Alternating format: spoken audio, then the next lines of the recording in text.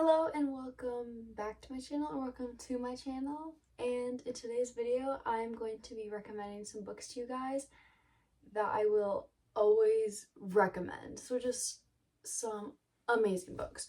So let's get into it.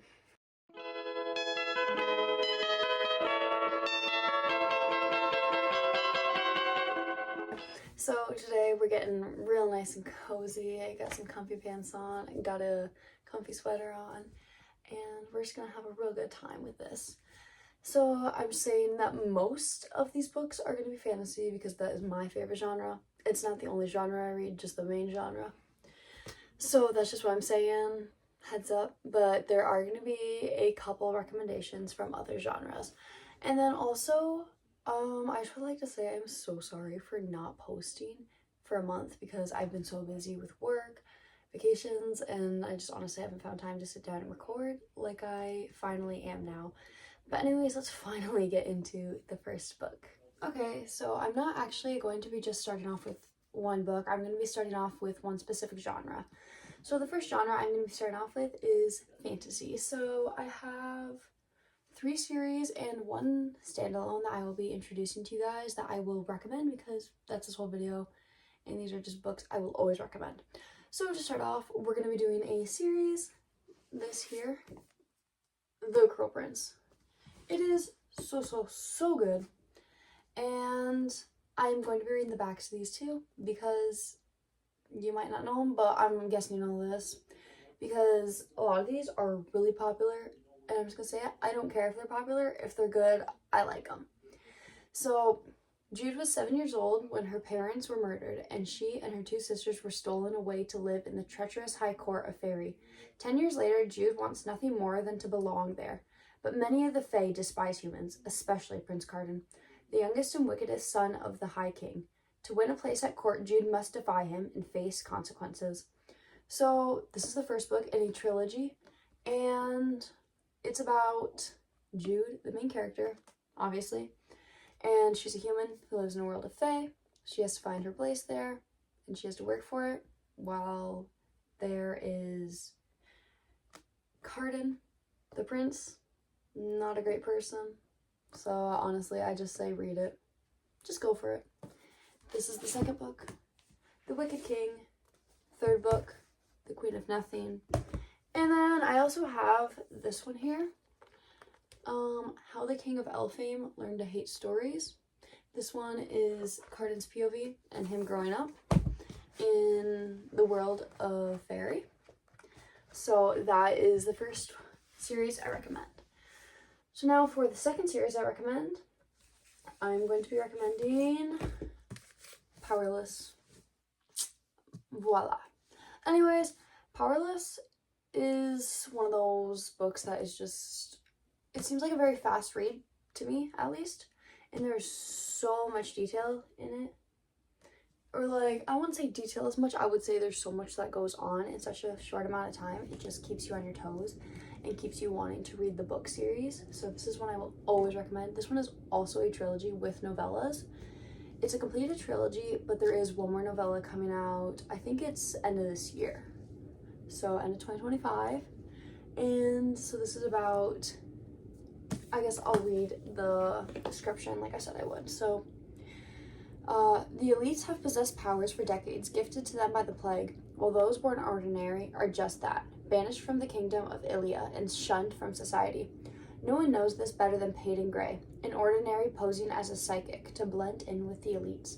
But when she unwittingly saves one of Ilia's princes, Kai Azar, she's thrown into the purging trials, a brutal competition showcasing the elite's powers. If the trials and the opponents within them don't kill her, the prince she's fighting feelings for will, if he discovers what Peyton is, completely ordinary.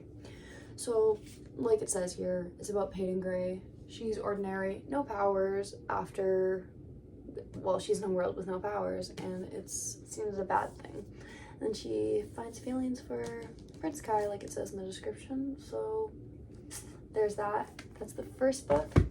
Then after that, we have the novella that goes with the first book, Powerful. Then second book, Reckless. The third book and newest one that came out this April is Fearless. And there's actually a novella for this one that's coming out, like I said earlier, and it's called Fearful. So that is the second series I recommend. And then let's get on to the third one. Oh my, just bought my camera. Anyways, this one is a standalone. I read this one summer of 2024. It's so good. Heartless Marisa Meyer. Oof. So I'm just gonna start off by reading what it's about. Catherine may be one of the most desired girls in Wonderland and a favorite of the unmarried king, but her interests lie elsewhere. A talented baker, she wants to open a shop and create delectable pastries, but for her mother, such a goal is unthinkable. For a woman who could be a queen, at a royal ball where Kath is expected to receive the king's marriage proposal, she meets handsome and mysterious Jest. For the first time, she feels the pull of true attraction. At the risk of offending the king and infiltrating her parents, she and Jest enter into a secret courtship. Kath is determined to choose her own destiny, but in a land thriving with magic, madness, and monsters, fate has other plans. So this is a retelling of The Queen of Hearts from Alice in Wonderland. So it is so good. I'm gonna be honest, the first half of the book for me was kind of slow, but the second half, I flew through it. It is such a good book. Recommend. And then we are ending off the fantasy genre with my favorite series.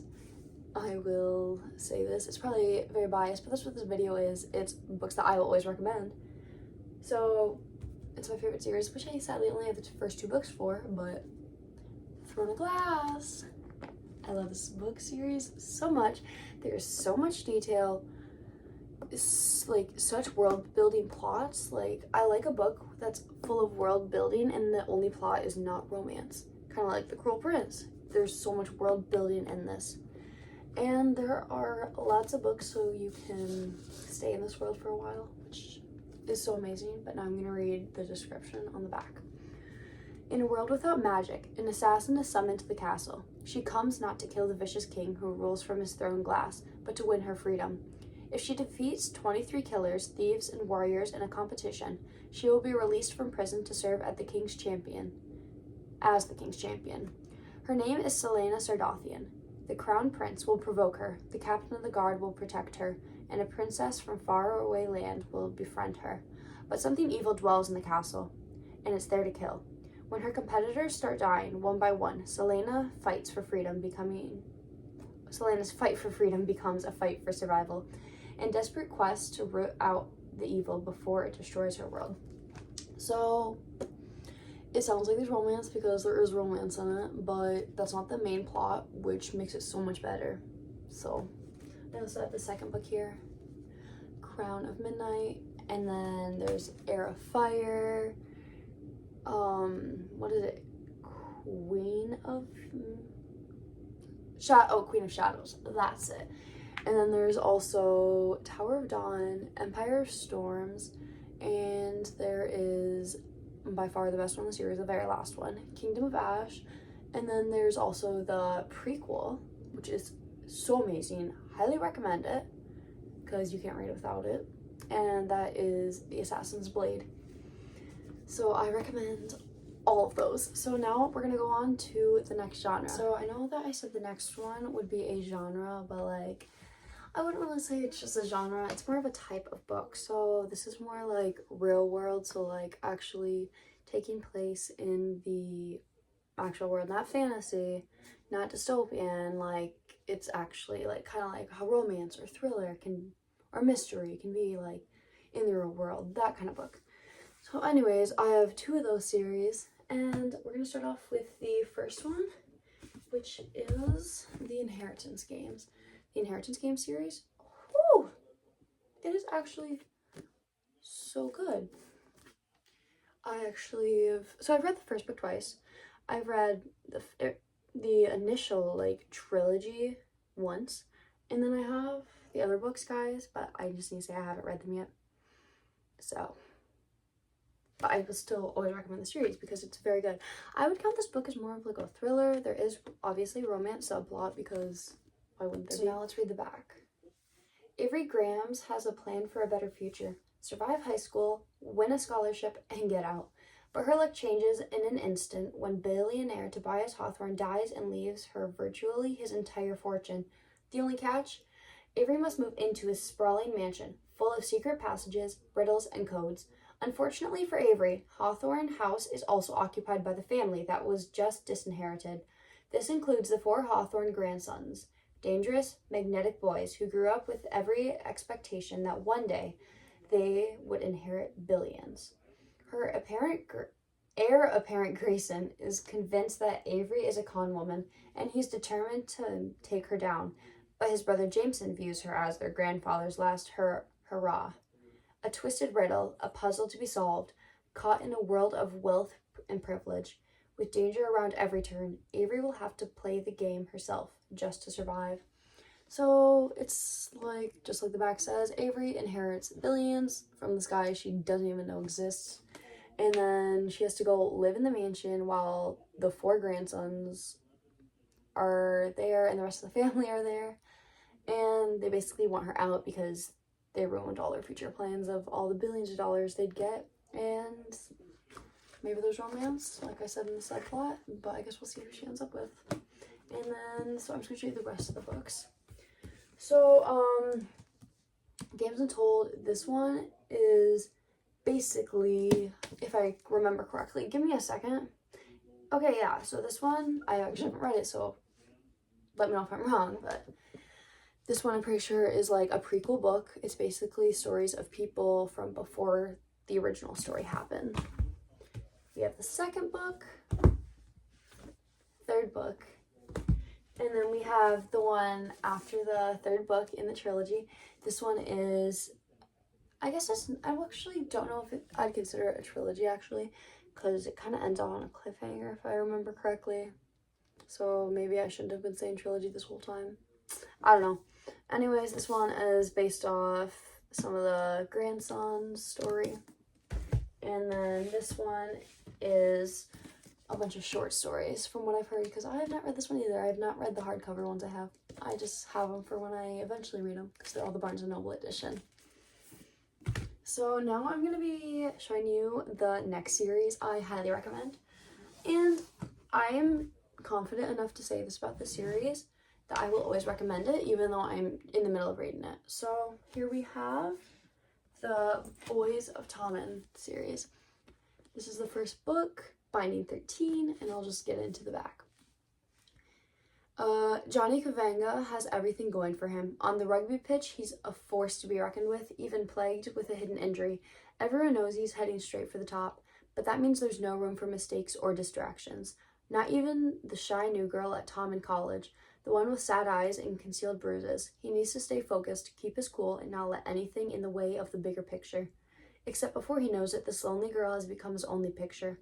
Life has never been easy for Shannon Lynch. Bullied and tortured, she arrives at Tommen College midway through the school year, praying for a fresh start, and desperate to shake off demons that plague her. But when she meets the notorious Johnny Kavanga on her first day, she plans to keep a low profile are at serious risk. As they fall into a complicated friendship and grapple with their undeniable hidden chemistry, hidden pain, and complicated secrets, threaten to be their undoing, but Johnny won't give up on Shannon, no matter what it might cost both of them. So, this series is basically about characters in the books. Well, obviously, anyways, it's about characters and then their life. So, these two are about two characters, Johnny and Shannon, like it said on the back. I just finished this one 2 days ago, so I need to start this one still. Anyways, these two are about 2 other people. This one, Taming 7, it's the only book about these 2 people. And then there's also another one I don't have yet. It's releasing 10, it's the newest one, and that one is about another 2 people. So this is another series I highly recommend. Okay, for the next genre in the last genre, I have dystopian. So I actually only have one of these books on physical copy, like one of the series on physical copy, and the other one I'm just going to put a picture up here or somewhere on the screen when I actually put it up. So the first series I'm recommending, which I'm pretty sure you've heard about because I'm pretty sure you've heard about it, The Hunger Games. This series is actually really, really good. Like, because I would be recommending it if it wasn't. I'll read the back, but I'm pretty sure you already know what it's about. In the ruins of a place known as North America lies the nation of Pan Am, a shining capital surrounded by 12 outlying districts. The capital is harsh and cruel and keeps the districts in line by forcing them all to send one boy and one girl between the ages of 12 and 18 to participate in the annual Hunger Games, a fight to the death on live TV. 16-year-old Katniss Everdeen regards it as a death sentence when she steps forward to take her sister's place in the games. But Katniss has been close to dead before, and survival, for her, is a second nature, without really meaning to. She becomes a contender, but if she's to win, she will have to start making choices that weigh survival against humanity and life against love. So it's about Katniss, the main character, having to go into the Hunger Games because it's a dystopian world, and so she goes in her sister's place because her sister actually gets called to go, so she volunteers for her, like it says in the back. And I'm pretty sure you've heard about it, so I'm not gonna spend too much time on this. I only have the first 3 books from the original trilogy. I have Mockingjay and Catching Fire. I don't have the 2 newest ones. Don't ask me the names. It's like something bird and like songbird and some snake and songbird or something like that. And then there's the other one. I honestly don't remember. It's about one of them. The newest one is about a character that you'll read about in that series. And then the other one is about, well, a character you'll read in here, and then also a character from like years before. So I'm just gonna get on to the next one, which is the Shatter Me series. So I'm putting it here, I guess. Anyway, so the Shatter Me series is a dystopian series. Sometimes to me, I know it's dystopian, but sometimes to me it feels like it could be slight fantasy, but there's literally no fantasy in it, so I don't know why my brain feels like that sometimes. Anyways, so it's a dystopian series, and it's about, I feel like I should just have like this description, the description, since I've been reading all of them ready, but I don't. So anyways, it's about this girl named Juliet, and she basically has this deadly power. So I guess that's probably why I think it's a fantasy, because of like powers or whatever. Anyways, so I'm going to continue and stop ranting on the sideline. So she has this deadly power, and one day she gets released from this jail she's been stuck in, and to meet up with, I don't know if like it says on the back of the book, this certain person who is not a great guy. And anyways, just look it up, because I don't want to spoil anything because I don't remember what it says on the back, but I don't have the actual series, but this one here, that's literally the wrong book I'm grabbing. This one here is a new book. It's not in the Shatter Me series, but it's based on the same characters, and it's one of the characters that's grown up. So it's part of the same world though. So I just highly recommend it. I will always recommend it, and it is a series for me that is obviously up there. So these are all the books in the series here. Lots of me's in the title. But anyways, that was the last book for the dystopian genre. Okay, so I'm actually gonna skip what I just said. That's not the last book, actually. I'm gonna add one more dystopian series because it was too good not to. The Maze Runner. I'm gonna read it because I'm just gonna read the back. When Thomas wakes up in the lift, the only thing he can remember is his name. He's surrounded by strangers, boys whose memories are also gone. Outside the towering stone walls that surround the glade is a limitless, ever-changing maze. It's the only way out, and no one's ever made it through alive. Then a girl arrives, the first girl ever, and then the message she delivers is terrifying. So it's about this boy named Thomas. He wakes up in a lift, and then basically when he comes out of the lift, he only remembers his name, and he doesn't remember literally anything else about his life. And there's this maze that he's in, and well, he's not in the maze. Like, I guess he's in the middle of the maze, and there's a maze all around him, and no one can find a way out. So they need to find out why they're there and how to escape and all that. So that is the bonus dystopian book that I am recommending. So now I am done. Anyways, guys, thank you so much for watching, and I hope you enjoyed it and you actually find some books that you haven't already read, because these are pretty popular. But like I said in the beginning, they're popular for a reason, because they're good. So anyways, I just hope you found a book series or a standalone, because I only did one of those standalones. Anyways, I just hope you found something that you guys can read and enjoy, and thank you so much. Please subscribe if you are looking for more fun book content. Bye!